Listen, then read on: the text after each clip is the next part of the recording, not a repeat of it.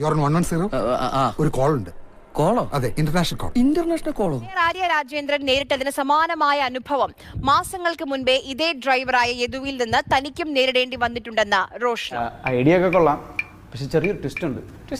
Motor vehicle act 177 അടക്കമുള്ള വകുപ്പുകളാണ് ചുമത്തിയിരിക്കുന്നത്. ജാമ്യമില്ലാ വകുപ്പുകൾ പ്രകാരമാണ് കേസെടുത്തത്. KSRTC ഡ്രൈവർ യദുവിനെ വീട്ടിലിരുത്താൻ താല്പര്യമില്ല എന്ന് നടി റോഷ്ന ആൻഡ്രോയ്. പക്ഷെ പറ്റിക്കാൻ വേണ്ടിയിട്ടാണെങ്കിലും ആരോട് ഇങ്ങനെയൊന്നും പറയണമെന്ന് പറയണം സാർ. പരാതിയായിട്ട് റോഷ്ന മുന്നോട്ട് പോകാൻ തന്നെയാണോ തീരുമാനിച്ചിരിക്കുന്നത്?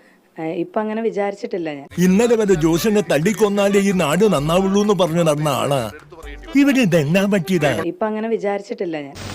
ഒഴിവാക്കിക്കളന്നല്ലേ. ഞാൻ നിയമ നടപടികളിലേക്ക് പോവുകയാണെങ്കിലും അദ്ദേഹം വീട്ടിലിരിക്കേണ്ടവർ, അദ്ദേഹം വീട്ടിലിരിക്കരുത്. ഈ തള്ള എന്താണ് പറയണത്? അദ്ദേഹം ജോലിയിൽ തുടരണമെന്ന് തന്നെയാണ് എന്റെ ആഗ്രഹം. കാരണം